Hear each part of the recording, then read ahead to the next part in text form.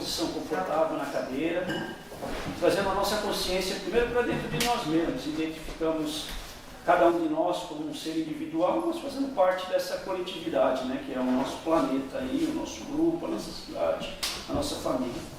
Então vamos trazendo dentro de nós essa centelha divina e pedindo aí aos nossos amparadores que juntem-se a nós, que nós possamos nesse momento abrir a nossa mente, os nossos ouvidos, né, os nossos corações, os nossos espíritos, para que a gente possa absorver o máximo possível, que a gente possa sentir o que a espiritualidade traz como vibração, como informação, como intuição, e a gente possa tirar um bom proveito disso, sermos melhores do que fomos ontem, para que transforme o nosso ambiente de meio em algo melhor, e as pessoas que estiverem ao nosso lado também sintam isso, e que assim seja. Vamos lá, a gente vai falar hoje do capítulo 6 da terceira parte do Livro dos Espíritos, que fala das leis morais, das leis divinas. Quando a gente fala de lei divina, na realidade ninguém escreveu essa lei, eu gosto de trazer isso sempre, porque mas quem escreveu a lei? Na realidade é o modo da gente entender como é que o nosso Criador coloca tudo isso funcionando dessa forma. Falamos na última vez que estivemos aqui da lei da conservação, e hoje vamos falar do capítulo 6, a lei da destruição. A gente fala assim, caramba, até a destruição tem uma lei? E tem. E os Espíritos dizem que é preciso que tudo se destrua para poder renascer. A gente sabe que tudo no universo parece que é meio assim, astólico, sistólico, né? A última coisa que a gente tem, e que já se tem algumas controvérsias, é que saímos aí de um ponto único, de uma unidade, e isso expandiu, né? Não sei quantos, tem briga entre 14 e 22 números, mas tem essa coisa aí, porque a gente consegue escutar no fundo da galáxia uma expansão, a gente mede as estrelas hoje e vê que elas estão se expandindo.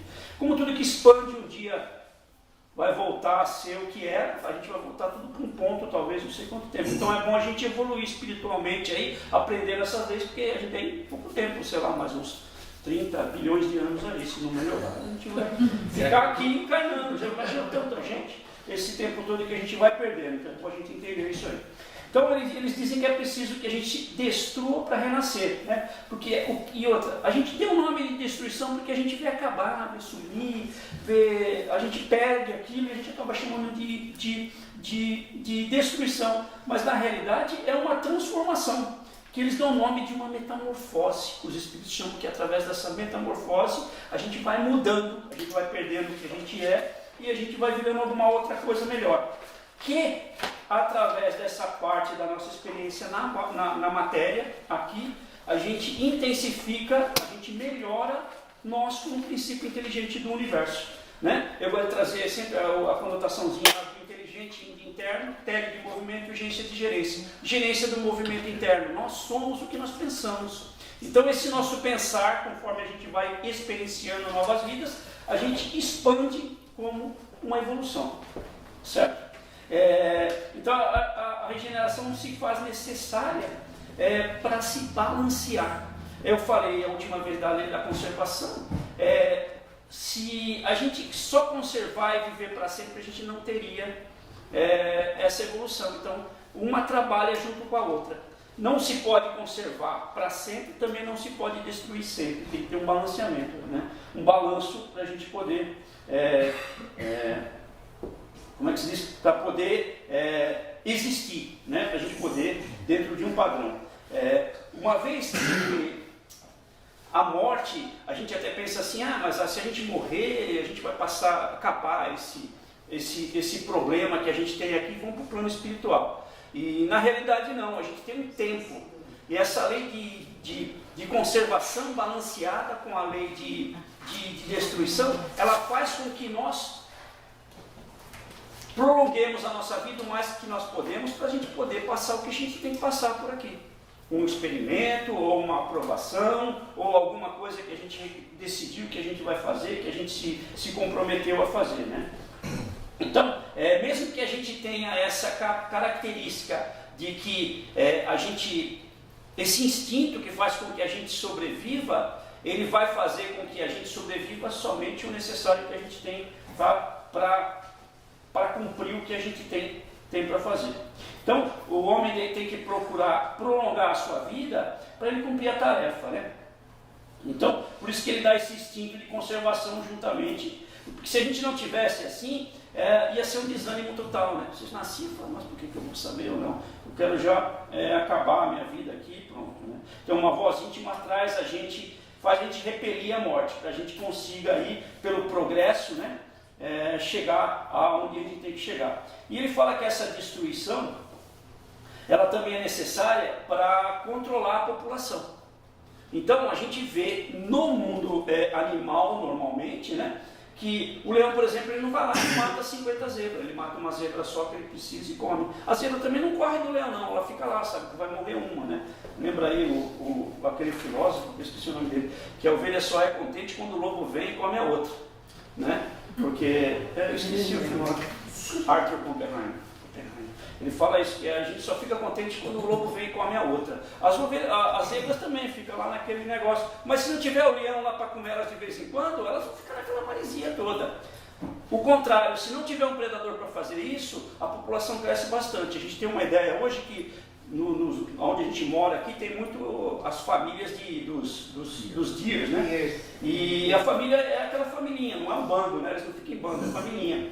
Mas mesmo assim, aí uma família num ano nasce um, no outro nasce o outro, no outro nasce um luxação, e aí eles atravessam a rua. Eles causam aí um problema. Aqui em Michigan abre-se a temporada de caça, e as pessoas vão caçar.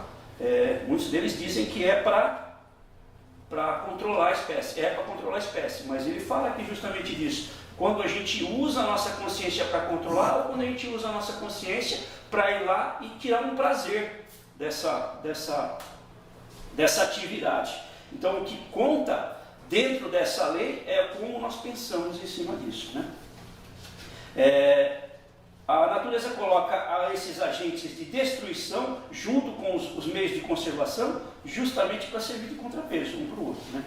Então, a necessidade da destruição, ela guarda proporções com o estado mais ou menos dos mundos. Tem determinados mundos que já não tem essa destruição, porque eles não precisam, né, se alimentar de determinados níveis de alimento que a gente tem. Mesmo assim, não pensa que todo mundo fosse só vegetariano aqui, tivesse um espírito elevado que nem eu, sou vegetariano. Não tem nada a ver. Mas aí, vamos supor, se a gente comesse demais as árvores, né, em vez de fazer um churrasquinho, a gente pegava tudo quanto era milho, a gente acabaria com esse tipo de coisa sem ter controle. Então esse balanço tem que haver nesse balanço. E a gente vê que assim, quando o leão vai lá e come a zebra, ele come um certo ponto da zebra. E aí depois vem os chacais, né? As hienas, elas comem também, elas dão mais uma limpada. E depois vem os abutres. E depois de tudo isso ainda vem os vermes. E aí aquilo limpa. Então houve uma reciclagem aí. O homem já não. Os espíritos dizem que o homem tem um direito ilimitado de destruição, e a gente sabe disso. 4, 5 bombas da maior que a gente tem acaba com o planeta. Então, e o homem, tendo esse direito ilimitado de destruição sobre os animais, ele tem que ser regulado por alguma coisa. Então, o que regula ele é a necessidade. Toda vez que a gente ultrapassa essa nossa necessidade, a gente vai sofrer as consequências, certo? Então, o abuso jamais constitui um direito do homem e está totalmente fora da lei de Deus, né? Então, a destruição, quando ela ultrapassa esses limites, né, que as necessidades da segurança traça, predomina aí a bestialidade. Os espíritos dão esse nome, né? Sobre a natureza espiritual. Então, a gente tem que... os espíritos nos falam que os animais são os nossos irmãos com menos evolução, né? Então toda a destruição que segue os limites, ela tem uma necessidade aí de ser podada, porque ela está violando uma lei, né? Então os animais eles só se destroem pela necessidade da satisfação da necessidade própria, enquanto o homem não, por causa do livre-arbítrio, apesar de ele ter esse poder todo, ele tem essa responsabilidade. Então ele vai ter que, os espíritos dizem que eles vão ter que prestar contas, né, do abuso da liberdade que foi concebida, certo?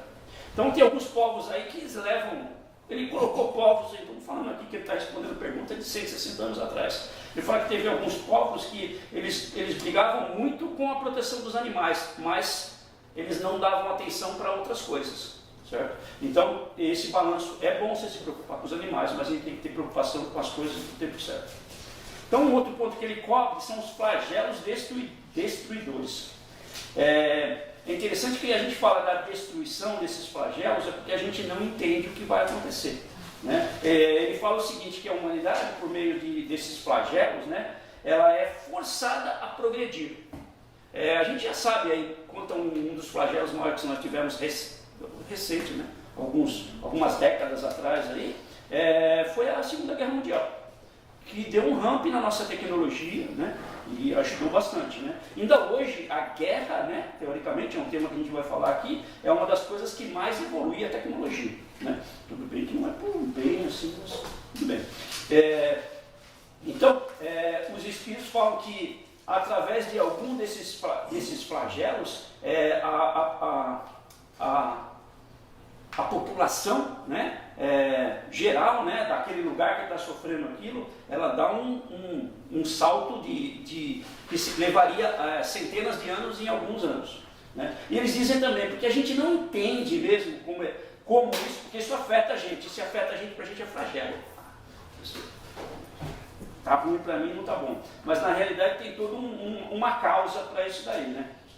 Então, para conseguir melhorar a unidade, Deus emprega outros meios também, como o emprego todos os dias, né? Porque Ele dá a cada um de nós o meio de progredir para o conhecimento do bem e do mal. A gente poderia progredir desse jeito, mas a gente ainda é meio devagar. É que eu falo, a zebra fica lá, ela não quer melhorar. Na boa, hoje vem o leão, vão correr, alguém vai pegar alguém, se correr mais que o outro lá, beleza. Então, isso aí não é evolução, a gente tem que estar melhorando. E só através de alguma coisa empurrando a gente, ou correndo atrás da gente, no caso da zebra, né, que a gente tem uma melhora. Só que o homem, ele não se aproveita desses meios sem ser empurrado, né? Já fala o livro acho que é o livro dos médicos, que a gente só aprende pela dor, né? Eu gosto de aprender pela dor dos outros. O cara foi lá, pôs a mão na tomada, tomou choque, eu sei que faz mal. Tem gente não, que quer ir lá e ter sede. A gente ainda tem essa limitação, né? Então, a gente entende isso como flagelo, porque a maior parte da humanidade se refere ao homem, ou ao ser humano, né, através de uma vida material. Então, isso faz com que toda a nossa percepção se adapte ao nosso tempo de existência. Então, se a gente contar quantos lugares do mundo que sofreram algum flagelo grande, e há, sei lá, 50, 60 anos atrás, e hoje é um lugar bom de se viver. Certo? A gente pode contar, não sei quantas pessoas de vocês estão aqui, né? Detroit, há 20 anos atrás. E você vai hoje. Teve muito ranger dos dentes ali, a galera, um monte de gente que não gostava desse tipo de coisa, mas já está melhor hoje, né? Então, os próprios espíritos dizem para a gente que a gente não tem essa noção. E normalmente, quando os flagelos atingem uma área ou alguma coisa, a população que está no momento não vai sentir isso. É para uma próxima ou talvez até mais. Certo? A gente considera a vida nossa como seria isso. Então, isso faz com que a gente se limite muito dentro do nosso entendimento do que vem a ser um flagelo, né?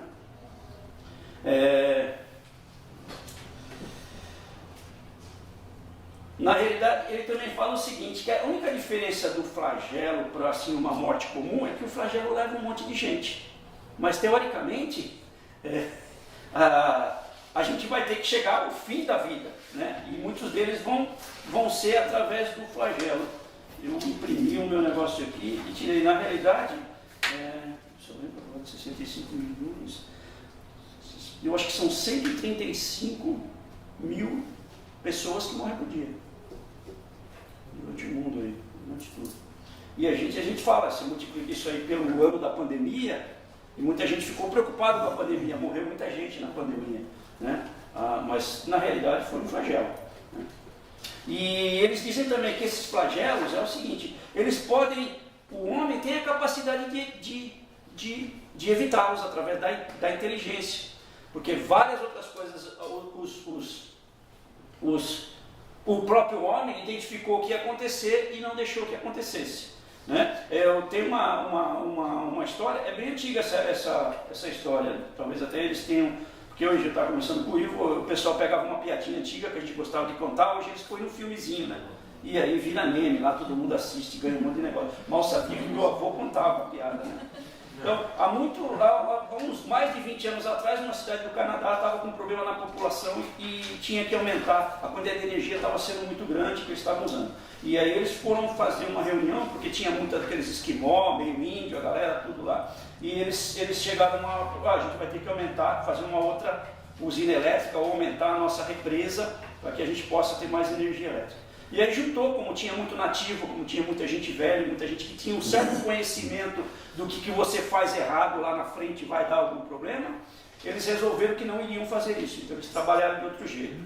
Desenvolveram elementos que consumiam menos energia, trocaram tudo, baixaram bastante energia da cidade, e eles conseguiram salvar muito, muito, e não precisaram fazer a usina.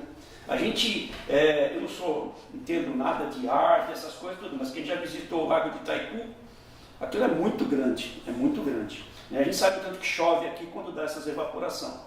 Então, nós mexemos muito para quem conhece Sobradinho também, foi para Sobradinho, hoje parece que acabou, né? Secou, a cidade voltou, lembra muito da música, Sertão vai virar mar, o mar vai virar sertão, ele encheu de água e acabou, ainda se vê as coisas lá. Ou seja, isso atrapalha muito o meio ambiente, até a terra se acostumar com isso aí leva um tempo. Né? Então a gente tem que ter essa noção que esses flagelos destruidores, eles podem ser, de certa forma, impedidos pelo homem, mas alguns não. E eles acontecem e cada um que está envolvido sofre proporcionalmente em cima daquilo. Eu tinha minha casa de 5 milhões lá na Califórnia, não, essa é a história, lá na Califórnia, e queimou tudo. Tinha um outro que tinha uma bicicleta. Ele montou na bicicleta e foi embora. Então qual foi o prejuízo? Entendeu? Talvez o cara de 5 milhões ganhou até porque tinha seguro, tudo. Mas mesmo assim, dependendo de quão material é a pessoa, quanto mais ela está ligada à materialidade, mais ela vai perder dentro do campo material, que é o que ele fala. Isso é uma das coisas que a gente tem que aprender bastante. E esses flagelos vêm para lembrar para a gente que a gente não tem nada. Lembra um outro cara que estava fazendo uma palestra e falou, nem o seu nome você tem, que quem escolhe é seu pai. Certo? Hoje você ainda pode trocar o nome depois de um tempo, mas nem nome. Fala, o meu nome, não é quem escolheu, foi seu pai, e vai lá. Né? Às vezes ele faz até errado. Eu tenho um amigo que chama, aí é a realidade, se ele escutar vai ser legal. O nome dele é Registro. Aí no mínimo o pai dele falou, vim fazer o registro, o cara ficou lá, Registro. Não, é um nome, meu filho. É Registro o nome dele. O cara não ia botar registro, né? Então, se pelo pensamento a gente pudesse expandir a nossa visão para toda a Terra, a gente conseguiria ter um balanço de como é que isso funciona, né? Porque a maior parte desses flagelos iam parecer assim uma tempestade. Choveu ali, mas não choveu aqui. E a água de lá vai vir para cá de uma certa forma e vai ajudar. Né? Então, é dado, né? E não também ao homem conjurar esses flagelos. Às vezes, ele não consegue, porque esse flagelo tem uma característica para a pessoa daquele lugar, para o país, ou até mesmo para o planeta. Às vezes acontece alguma coisa a nível do planeta. A Segunda Guerra Mundial foi uma coisa assim também. Né? Aí, saindo dos flagelos, a gente vai falar das guerras, né? E nós estamos falando de 160 anos atrás, né? Ele fala que a guerra é a predominância, os espíritos respondem a Kardec, a guerra é a predominância da natureza animal sobre a natureza espiritual e o transbordamento das paixões. Então a gente tem que tomar muito cuidado com essas paixões. As paixões levam a gente a fazer muita coisa. A gente trabalha com o plano espiritual e tem muita gente aí que matou alguém por causa de mulher, por causa de marido, por causa de amante, por causa disso aqui. E mostra muito o que a paixão faz com a gente. Às vezes a paixão não é por uma pessoa, é paixão pelo poder, é paixão por uma terra, é paixão por alguma coisa. Então a guerra seria isso aí, o transbordamento das paixões. Ele fala que no estado da barbárie os povos só conhecem mesmo o direito do mais forte. E não tem discussão, é através disso aí. Eles dizem que a guerra desaparecerá da face da terra. Isso está falando de 180 anos atrás, mas ele disse que isso vai demorar pra caramba, né? E a gente está sentindo isso, que não mudou muito, né? Só está mudando mais ou menos o lugar. Aliás, tudo no mesmo lugar acontece. Mas a guerra também tem a sua natureza. É um fenômeno que a lei da destruição usa. E ele fala que às vezes ele fala da escravidão, mas acho que a colocação que ele quis colocar é o seguinte: é a supremacia de um povo sobre o outro. E aí aquele outro povo vai ficar servil a esse primeiro aí, né? Não sei quem já leu O Príncipe aí, uma das coisas que ele fala é o seguinte: é melhor você manter um povo com medo do que um povo que o medo é melhor poder, do que você deixar uma pseudo aí, vamos pensar, democracia, né? Então, hoje a gente já sabe que existem outros artifícios de fazer uma pessoa ficar subjugada a outra, né? Então ele diz assim, que é grande o culpado que suscita o seu povo à guerra, e vai levar muito tempo para ele poder, não é resgatar isso aí, mas balancear esse desbalanço que ele colocou. A gente escuta de Hitler, que ele está preso na lua, que não sei o que lá. Não foi só ele, né? Ele foi um cabeça, mas várias pessoas também ajudaram ele dentro dessa guerra. Então, todo aquele que suscita a guerra de alguma forma tem um problema, né? Então a gente tem que tomar muito cuidado também, porque às vezes ele está falando isso aqui de uma guerra de destruir muitas vezes, mas às vezes a guerra é dentro de uma família, né? Eu sempre brigava com os meus primos e eu punha um contra o outro, né? E não tinha nem do príncipe ainda naquela época. Você suscita uma guerra pequena, mas é uma guerra. Então às vezes a pessoa fala assim, a guerra é só aquilo lá. E ele é bem claro aqui, né? É a predominância da natureza animal sobre a natureza espiritual. Quando alguém me fecha e eu esqueço que eu estou dirigindo e vou lá e fecho o cara, isso aí é o aflorar das minhas paixões. Então a gente tem que entender isso aí. Fica muito mais fácil falar, não, guerra é o que está acontecendo lá do outro lado. Eu não faço guerra. E não é bem assim, né? Então ele vai para o outro tema que ele fala sobre as leis da destruição. Ele chama do assassinato. Na realidade seria aí o assassínio. Ele chama de assassínio, mas eu achei que era um assassinato. Eu botei assassinato aqui. Então ele é um grande crime. Os espíritos dizem que você matar uma pessoa, um ser vivo, né, é um grande crime aos olhos de Deus. Por quê? Porque você interrompe o fio da existência dessa pessoa. As pessoas tinham um propósito, tinham uma missão, tinham alguma coisa, você foi lá. Então essa é a grande culpa que você tem. Então aí ele fala que esse é o grande mal. Aí fala assim, mas essa pessoa não fazia nada, então eu posso matar? Não, às vezes a função dela não fazer nada. A gente nunca sabe a função das pessoas. Então, ele diz o seguinte também, que as pessoas, na vontade de Deus, julga que pela intenção dele querer matar alguém, fazer alguma outra pessoa, ele está sendo justo, né? E, na realidade, justo vai ser Deus quando ele pesar isso aí, por que ele fez aquilo. Era por uma necessidade dele ou não era? E Kardec é meio assim, ele pega nos pontos, ele pergunta se em legítima defesa seria louvável você... Ele fala assim, só a necessidade é medida por Deus, desde que o agredido possa preservar sua vida sem atentar contra o seu agressor. Deve fazê-lo. Então, quer dizer, o cara está lá, mas ainda dá para você segurar e não matar o cara até você não mata, certo? Então, ele fala também que o homem não tem culpa, né, dos assassínios que ele pratica durante a guerra, quando constrangido pela força, né? Aí ele fala assim, mas é culpado das crueldades que pratica. Não sei se vocês já jogaram paintball aqui, entendeu? Nós fizemos logo no começo aqui que nós fizemos, eu vim para cá, o pessoal, a gente fez os designers contra os engenheiros. E eu cheguei lá muito, muito simples, né? Nunca tinha brincado com aquilo, aluguei uma arminha, né? E eu estava na parte dos designers.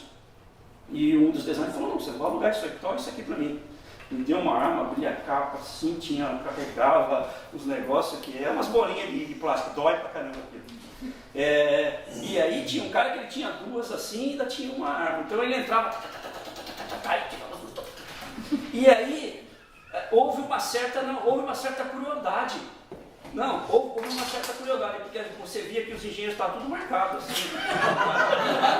Não era um tiro só, porque você deu um tiro no cara que tá vermelho, ele morreu.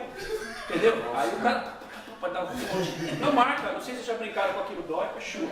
Então, houve. Então os designers fizeram de propósito. Não, então, já era uma coisa assim. Então, qual que é o intuito quando você vai assassinar alguém? Esse assassinato também, necessariamente, não é um assassinato direto. Ele não fala aqui, mas eu, analisando um pouco mais, é assim, você pode provocar o assassinato de uma outra pessoa, e aí é patrocídio, tantos outros aí, e ele, inclusive, ele traz essa aí, o parricídio ou infanticídio, qual que seria pior? Né? E ele fala, não, você matou, você tem a culpa. Né? Você interrompeu, nós já falamos qual que é o propósito ali. Você interrompeu uma vida que não era para interromper, então você tem culpa no cartório de alguma forma. Se você podia fazer, não fazer isso e não acontecer nada com o seu agressor, tudo bem, mas. E aí ele fala ainda assim, colocando o infanticídio, né? Nós estamos falando de 160 anos atrás, né? Ele falava assim, devido a algumas legislações é permitido esse infanticídio. O que ele queria dizer aqui é com aborto. Você interrompeu uma vida aí que já estava. Há várias conotações, mas ele é claro aqui com o infanticídio. Então, ele fala assim, você tirar, encurtar ou cortar a vida dessa pessoa é a pior coisa que tem. E ele diz que mesmo essa legislação que é feita por povos já considerados aí de uma certa elevação intelectual, não quer dizer que é uma boa tomada de decisões. Porque nem sempre a inteligência ela tem moralidade, nem sempre a inteligência ela tem aí espiritualidade, ela tem uma elevação moral. Então a gente tem que pensar bem isso aí, o que vai fazer ou não. Hoje a gente já sabe muito a respeito disso, nós que somos espíritas, né? Há muitos seres que não tiveram a oportunidade cortada de poder vir aqui para a Terra, ele volta lá, depois fica em cima da pessoa, ou essa pessoa vai, que nem nós falamos, você vai arcar com esse desbalanço que você fez no nosso universo, né? Tem que ser balanceado. Voltando à nossa guerra de designers contra engenheiros do pinball lá, ele diz o seguinte, a gente vai entrar no próximo tema, que é a crueldade. E ele diz que é o pior no instinto de destruição. Porque algumas vezes a destruição constitui uma necessidade, acabamos de falar isso, uma necessidade, mas nunca pela crueldade. Isso aí caracteriza uma má natureza. Né? Então os designs são maus, certo? Isso eu já sabia. Quando acerta 3 vezes ou 4 vezes no cara que já morreu, certo? Então é uma coisa. Os povos primitivos, né, que eles tinham uns instintos, tinha uma necessidade de ser bruto. Se você não fosse bruto, você saía para fora, o tigre vinha lá, comia você. Então a brutalidade era umas coisas. Mas, como nós falamos no começo, essa destruição, essas pessoas foram desencarnando e vieram de novo, numa metamorfose, numa situação melhor, numa condição espiritual melhor, numa condição moral melhor, numa condição de vida melhor, que não precisava acordar de manhã para saber, eu estou vivo, eu estou onde estou, o que está acontecendo. A gente não precisa mais disso, né? Então, os espíritos, o Kardec pergunta se a crueldade ela não derivaria da carência do senso moral, né? E aí os espíritos dizem, não, ela é a falta do desenvolvimento do senso moral, não é carência, porque o senso moral sempre existiu na gente. Então, quando a gente tem que ir para um outro lado, fora da moralidade, ele não cresce. É aquele negócio, eu tenho 2 lobos comigo, né? Um bom e um ruim, qual que vence essa briga? É o que eu alimento mais. Provérbio americano, né? Então, todos nós temos esse senso moral, né? Esses seres, no caso desses seres cruéis, né? Que estão no meio aí dos seres humanos mais evoluídos, ou que têm um compreendimento melhor dessa ideia de moral e de bem ao próximo, de coletividade que vem também, que vai falar disso numa outra lei, ele é como se fosse, esse senso moral é como se fosse o perfume que está numa rosa. Você sente um pouco, mas se a pessoa vai lá e trabalha aquele perfume e põe, e ele enriquece essa potencialidade do perfume, a gente sente aquele perfume muito melhor. Então todos nós temos isso, né? Então, mesmo no estado bem rudimentar, né? Todas as faculdades que o homem tem já está lá com a gente. A gente só precisa ir desenvolvendo isso aí. Algumas não dá para desenvolver quando você está correndo do tigre na caverna, mas hoje a gente tem capacidade de desenvolver todas as faculdades que a gente tem que desenvolver bem. Então, e saber qual que está desenvolvendo, porque a gente tem faculdade boa e faculdade ruim também. Algumas que a gente parece que é bom, a gente pode melhorar, né? E ele diz que a sobrecitação desses instintos materiais, né, ele abafa, né, o senso moral. Então, é aquele negócio, você alimenta uma coisa, você perde a outra. Não dá para ter tudo, né? Porque você onde é que você vai guardar tudo? Uma coisa. Então, eles dizem que às vezes no seio de uma civilização bem avançada, aparecem alguns desses espíritos cruéis. E aí ele faz uma analogia, da mesma forma que nasce um fruto podre, um fruto menor, numa árvore que só tem frutos bons, né? Então, há uma necessidade desse ser se estabelecer com a gente, para nós aprendermos com ele, para ele aprendermos conosco. Ou às vezes eu aprender com vocês, ou vocês aprenderem comigo, e a gente não sabe bem quem que é o bom, quem que é o ruim nessa história. Eu tenho a minha ideia, né? Mas essa é a ideia, são oportunidades, né? Então às vezes esse ser ele vem para uma destruição, mas a gente também tem que entender esse ser aí, né?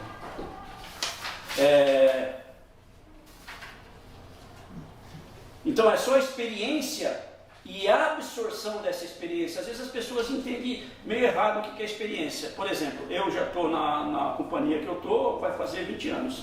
E eu faço o mesmo caminho nesses 20 anos. Então eu sei todo o caminho, bonitinho, dirijo sempre, legalzinho lá. Eu tenho experiência em dirigir? Dirijo quase 1 hora para ir, 1 hora para voltar. 2 horas por dia por 10 anos, não tenho experiência em dirigir não. Eu fiz aquilo o dia todo. Sempre a mesma coisa, o mesmo farol, eu sei o tempo dos farol, tudo, nem penso. Acabou. Isso é experiência? Não. A experiência é quando você tem coisas novas, você aprende essas coisas novas, faz outras coisas, assim, é diferente. Se eu dirigir um carro de Fórmula 1, depois, até uma pessoa que dirige muito um carro de Fórmula 1, ele tem uma certa experiência, daí ele pega um carro off-road, ou um carro que vai estar no gelo, esses rally que eles fazem, assim, o cara não vai ter tanta performance. Então ele tem experiência em alguma coisa, mas não tem outra. A experiência é justamente quando a gente ultrapassa o nosso ponto de conforto em cima das coisas que a gente pode fazer. Então a experiência faz com que a gente entenda aí o que é essa crueldade ou não. Então a gente vai para o outro item, que... Bastante bem aí. Não manda para logo assim. Não, mas aí então a gente vai falar do duelo. É legal esse negócio porque o duelo é 160 anos atrás. Lembra que tinha os caras iam lá de esgrima na época, ou era pistola, cada um escolhe a pistola. Um ia para o outro assim, não esperava antes, e era assim. Então ele fala assim, o duelo não pode ser considerado nunca, mesmo que for, o duelo é sempre alguma coisa que é ruim. Ou é um assassinato, quando o cara que sabe que é melhor que o outro vai lá, porque você entrou no duelo é aquele negócio. Você pode entrar assim, é pela minha honra, né? E ele é bem claro com isso aí. Esse negócio de honra do duelo é o orgulho e a vaidade, né? É a dupla chaga da humanidade. Eu não tenho capacidade nenhuma de brigar com o cara, mas eu vou pela minha honra. O que eu estou fazendo? Eu estou fazendo um suicídio. Certo? O cara é maior que eu, vai bater. Eu vou apanhar, mesmo que eu esteja com a razão. Vamos pensar que os dois são bem iguais. Os dois são... esgrima, tira muito bem, não sei o quê. Um já começa atentando com a vida do outro. E esse é mais culpado porque atenta com a dele, porque está igual ali, ele pode tanto matar quanto morrer. Então ele tem as duas culpas, né? Ou o cara que é muito bom também vai lá e já está com a intenção de matar, eu só não vou matar. Então o duelo de forma nenhuma tem uma visão muito boa na visão do homem lá em cima, né? Então toda vez é isso aí, ele está tentando, como já falamos de novo, que o maior mal é interromper uma vida, que tinha alguma coisa para fazer, né? E aí ele fala assim, não tem um caso de honra ou de qualquer coisa, e os espíritos colocam, né? É orgulho e vaidade. Fica muito melhor, a grandeza está muito maior, ele fala assim, não, eu estou errado, está certo, você você estava certo e eu estou errado, ou se eu tô certo também, eu deixo o cara passar como tá certo ele, e pronto, fica melhor do que isso, do que ficar brigando uma outra dessa. Toda vez que eu já fiz uma palestra outra vez só sobre o duelo, e foi interessante que eu trouxe, não vai dar para a gente falar aqui, porque eu fiz a palestra inteira só sobre o duelo. As pessoas acham que hoje não tem mais duelo, né? E esse é o grande erro. Você entra numa companhia, o cara está na reunião, o cara falou alguma coisa que você não gostou, o seu orgulho e a sua vaidade já entra em discussão com o cara. Então, ou você ofende ele, ou ele ofende você.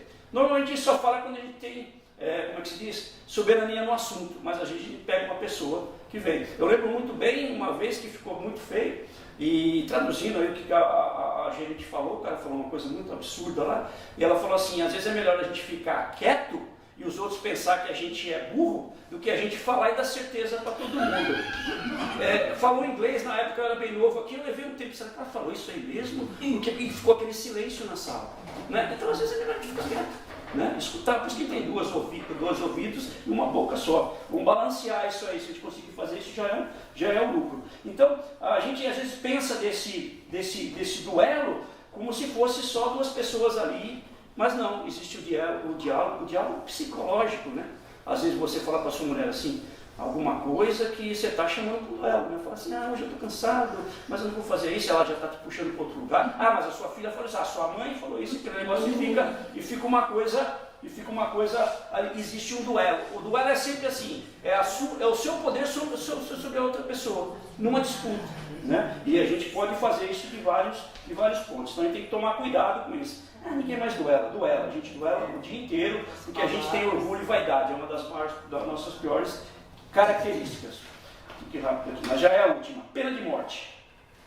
E aí os espíritos respondem, já Kardec dizendo que incontestavelmente a pena de morte desaparecerá da legislação humana. Nós estamos falando de 160 anos atrás. Ainda existe pena de morte em vários lugares do mundo, aí, né? Não são poucos, né? Nos Estados Unidos acho que são três estados que ainda...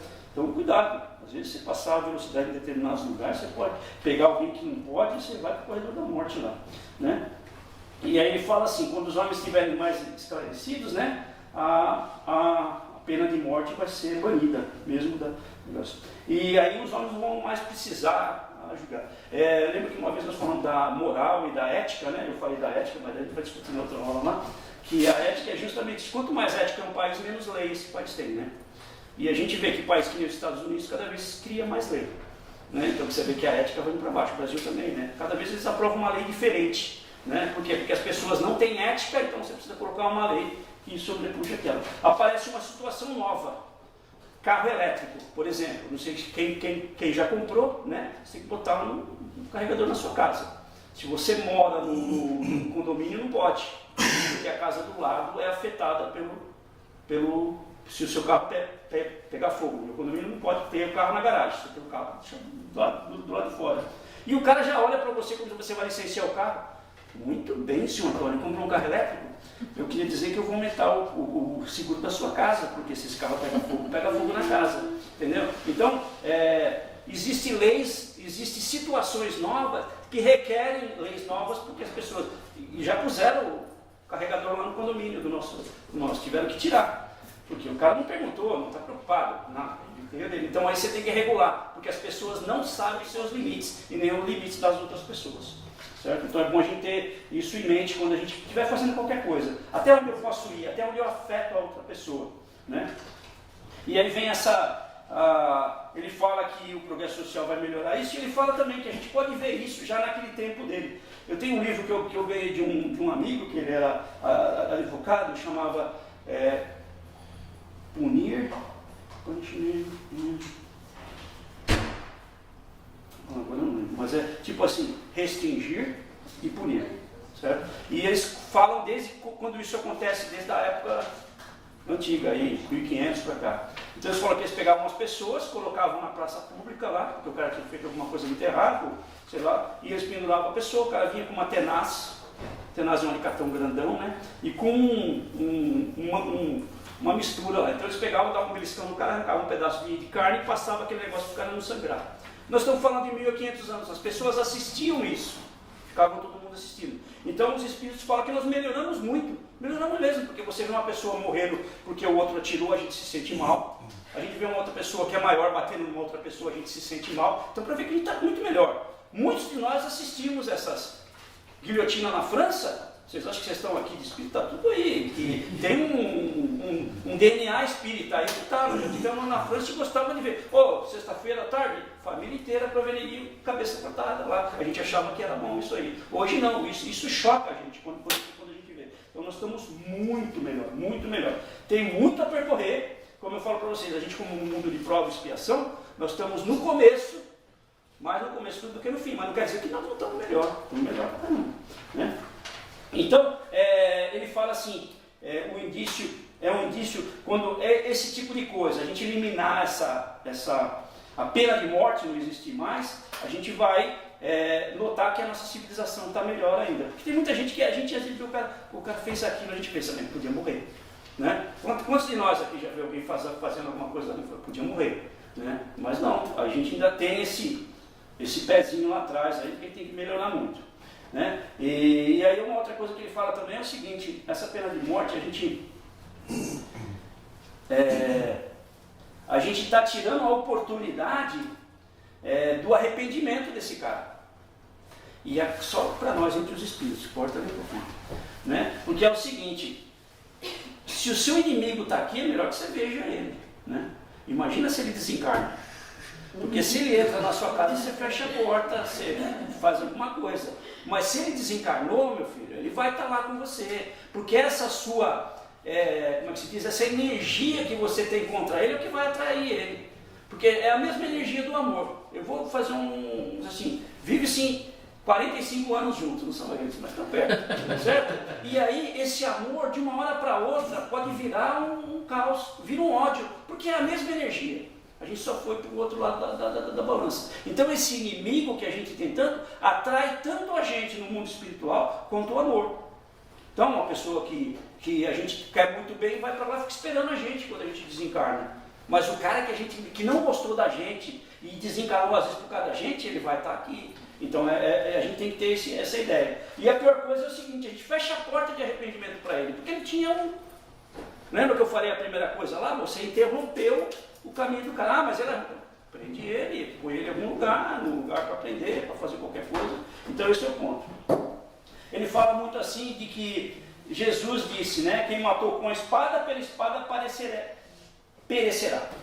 E aí o próprio Kardec era meio tirano, né, com os espíritos, né? Ele fala assim, não, isso aí não quer dizer que isso aí não é uma lei de Italião, né? Italião, quem lembra do Velho Testamento, olho por olho, dente por dente, todo mundo ia ficar banguelo e sem olho. Segue banguelo, porque eu bato em você, você bate em mim, eu bato. Não era um negócio meio assim. Ele traz uma interpretação assim, que ele diz o seguinte, muitos de nós tendemos a nos enganar a respeito dessas palavras acerca de outras, né? A pena de Italião é a justiça de Deus, né? É Deus que a aplica, não nós, certo? Se você, o que eu falei, se desbalanceou de um lado, você vai ter que balancear isso aí do outro. Necessariamente não é um olho, necessariamente não é um dente, certo? Então todos nós sofremos isso aí, pois somos punidos naquilo em que pecamos, nesta existência ou em outra. Então, aquele que foi a causa do sofrimento para os seus semelhantes, virá achar-se em uma situação, em condição semelhante de sofrimento ou de necessidade de ajudar, que vai compensar isso. Então, mas ele fala assim, já que você quer lembrar de Jesus, né, ele também falou, perdoai os vossos inimigos. Você pensa olho por olho, mas nunca perdoa os inimigos, né? Porque aí é aquele negócio, né? Ele também ensinou assim, para Deus só perdoar as nossas ofensas quando nós perdoarmos o nosso agressor, o nosso ofensor ou a nossa coisa, né? O Pai Nosso. A gente pensa nisso? Não, olho por olho e dente por dente, já que vale uma reza que vale todas, certo? Então ele diz o seguinte, a pena de morte, ela é um crime quando aplicada em nome de Deus, né? Porque a gente quer ser mais justo que Deus, então ele fecha isso daí. Então, para a gente só ter uma ideia, quando a gente junta aí essa pena de morte, o duelo e a crueldade também entra no meio disso, e o assassinato. Nós estamos falando sempre da mesma coisa, né? Assim, quando você, é importante a gente ter essa em mente, porque é o que eu queria fechar. A gente corta o fio da existência de uma expiação ou de uma missão. Então qualquer coisa que a gente vai fazendo é isso aí. Para uma outra pessoa ou para nós mesmos. Então vamos voltar lá no nosso lar que todo mundo gosta de ver. Ah, o cara era um suicida, porque ele tomava um gorazinho. Então toda vez que você estiver cortando essa linha antes do tempo, a gente vai sofrer essa consequência, né? Então essa destruição, a ideia é que ela seja normal, que você vai ficando velho, você vai ficando velho, você vai ficando velho, chega uma hora que as suas próprias energias já não suportam mais o seu corpo, e aí você desencarna. Porque se você desencarnar antes, ele tem todo um processo aí, que é o nosso grande problema aí do suicídio, certo? Você desencarna com a quantidade de energia muito grande e vai sofrer para tirar isso aí. Desculpa passar do tempo, mas é isso aí. Muito bom. Se você tiver alguma pergunta, tem 1 minuto. Não faz, certo? Então vamos lá então. Vamos fechando então a nossa reunião, agradecendo aí profundamente as inspirações, aos nossos pensamentos, né? Aos espíritos que estão com a gente aí, os desencarnados e os encarnados e os desencarnados também, que todos nós possamos receber um pouco dessa energia que foi preparada pela espiritualidade, que aqui chegou antes da gente. Agradecemos profundamente essa equipe de higienização, proteção, né, que nos ajuda muito, que eles também possam ter parte dessa energia, que todos nós possamos ter uma boa semana. Durante essa semana nós possamos melhorar mais do que nós melhoramos de ontem para hoje, tornando-nos assim seres melhores, e que as pessoas que se cheguem a nós possam notar essa melhora e também melhorar. Que assim seja. Graças a Deus.